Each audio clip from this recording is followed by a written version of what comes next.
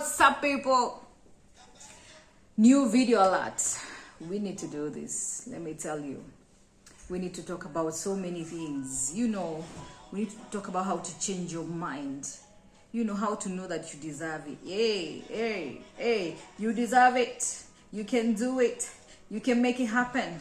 Don't let nobody tell you nothing. I know you can do it. Keep the faith. Watch the video. Make it happen. Subscribe. Check it out. All right. Hope everybody is doing good. It's a beautiful day, so you better be doing good because, there's nothing else to do but to do good and be good. I'm here. I'm about to make it happen, y'all. I have this book with me. It's called Everyday Warriors. It's the book that I've published. It's a revised version of my earlier book. And today I wanted to read a little bit about, some of the things I've written, because I think we can all benefit, including myself, in reminding ourselves of who we are when it comes to just as a person, because the book is called Everyday Warriors. It's just about, guys just doing this every day, all day. Like, we need to battle, we make it work. Every day we fight. You have to hustle every day, You have to be the kind of person who fights, because nothing comes for free and nothing is easy. Some of us didn't have the best life growing up. We didn't have everything sorted together. We have guys who have gotten the good life. But does that mean that some of us do not qualify to be who we are called to be? I don't think so. I think God qualifies the called. And let me tell you, I chose to be the person who God qualifies, whether everything in my environment aligned to who I am or not. So I chose to be the kind of person who tells God, I'm here, I'm ready, use me, qualify me, do whatever you have to do. And that's how I live my life. One day I'll talk about, how I got into business, how I got started in the business world and how all these things came to be. But let me tell you, you have to be the kind of person who believes and who is confident that things are gonna work, and who is really determined to make it work, despite the environment, despite the way you grew up, despite anybody in your life, maybe in terms of being someone who's discouraging you. All those things, we have to put them aside. So I just wanted us to just have a few pages. I'm here with my laptop and I'm just gonna read a portion, and actually it's the first topic. This book has different topics. We have, I think I'm gonna start with the first chapter. It's called Not About Me. It's basically a chapter talking about where do I come from before I become a warrior, before I fight for what is mine in this world. Where do I come from? It's establishing that it is not about me. It's about why I was brought on this earth, and definitely it's God who brought me on this earth. So he must have had a purpose for me. He must know. He has my manual of life and of how he wanted it to work. So guys, just stick it out with me. Let me just read something and then, we discuss it as we go along. So there's something I've written there that says all things were created by him and for him. So let's not forget about that. When we are talking about not about me, is understanding that all things were created by him and for him. So I was created by him and for his purpose.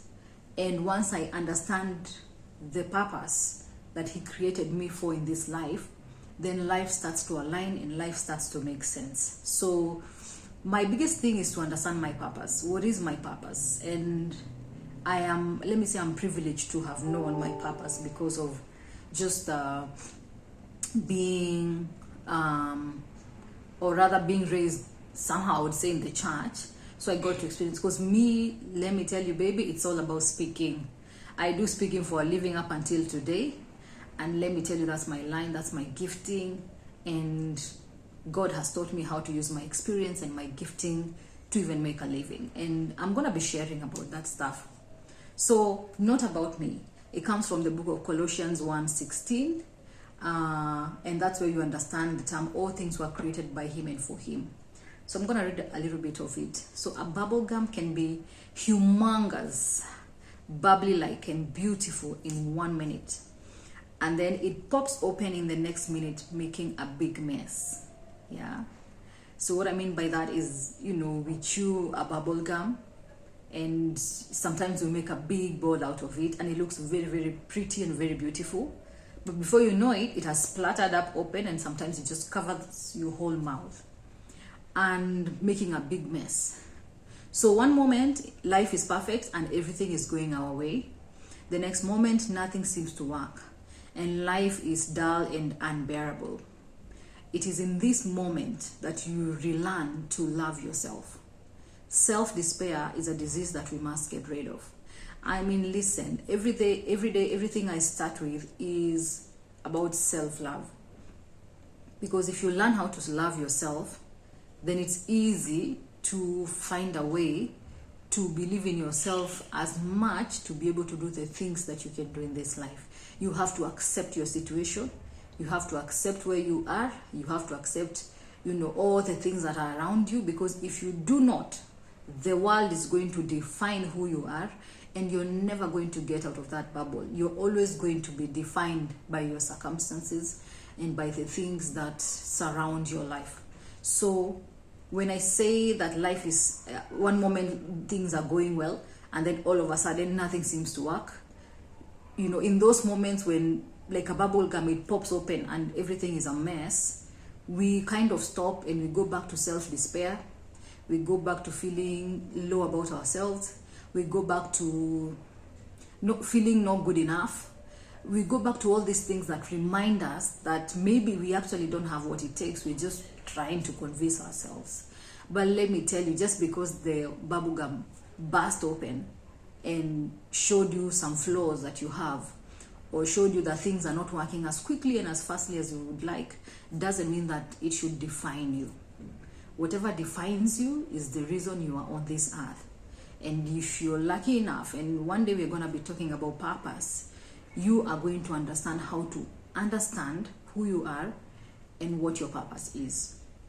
So relearn to love yourself. Why am I saying relearn? Because every other day, 1 minute we are loving ourselves, we are good, we're doing well, I'm loving everything, and then the next thing you're like, okay, this one is not working, I don't like this part, I don't like this, I don't think I'm good in this, I thought I was good in this. And then someone, you go somewhere to pitch and someone makes you feel like you're not good enough and you doubt yourself.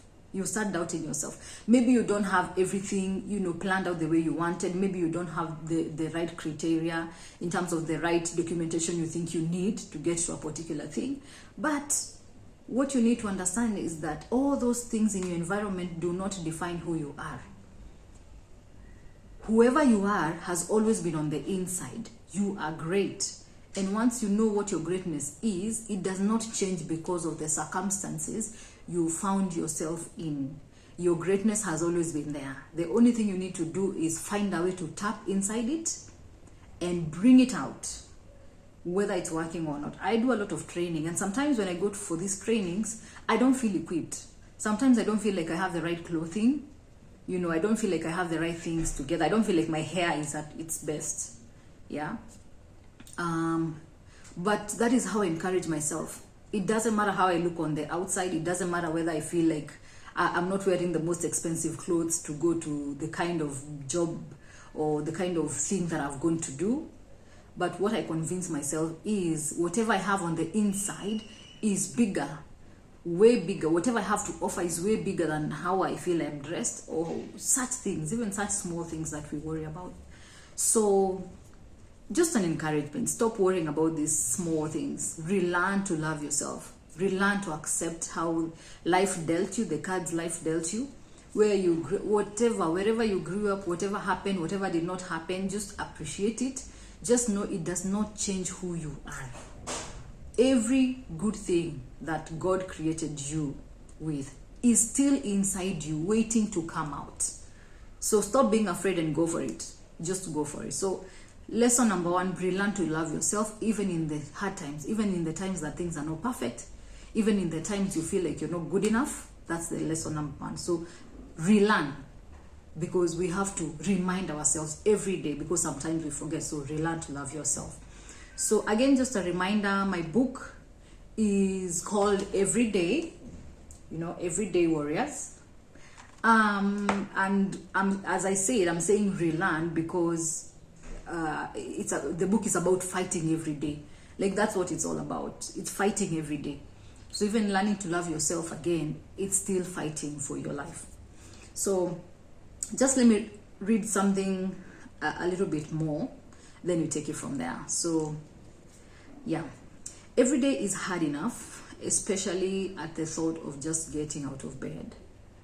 Therefore, there's no room to allow someone to mess with your day and define who you are. You have enough problems to deal with than making room for other people to steal your joy. I cannot say it enough. Every day is hard enough. Every day is a struggle to get out of bed. Every day is a struggle to convince yourself that you're the best. Every day is a struggle to convince yourself that you have what it takes. We are not now going to let other people dictate that whether we are good or not. There is no room to think about who is discouraging you. There is no room to think about negative things that people are trying to feed you with. There is no room. So we have to make sure that we also don't allow that to be our story. Anybody who is giving you negative vibes, let them go. Just let them go. Yeah, that's the best advice I can give. Let them go. Or even if you keep them close, don't keep them too close to your heart that whatever they say literally changes, what you're thinking inside, or literally makes you doubt who you are. Because the kind of greatness God has given us. I mean, we have a guy who, I don't know, I think I shared this story the other time on my WhatsApp status, and it was a story of Thomas Edison, who invented the light bulb, the bulb that we use in our houses. And the story is very interesting because most people know Thomas Edison because he tried 1,000 times to invent the light bulb. 1,000 times he failed, and after 1,000 times is when he succeeded. But what people don't know about him is that when he was a young boy, maybe in class 1 or 2, the teacher gave him a letter. His teacher gave him a letter and told him, don't open this letter. Make sure you give it to your mom. It's only your mom who can open this letter. So Thomas went home, took the letter to the mom. Dear Mrs. Who and who, your child is, illiterate. Your child is cannot learn in our school because he's too low.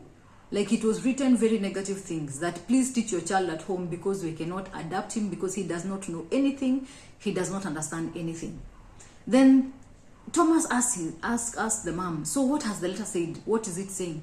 The mom told Thomas, the teacher has said that you are a genius, and because you're a genius, the school that you are in is too small for your mind.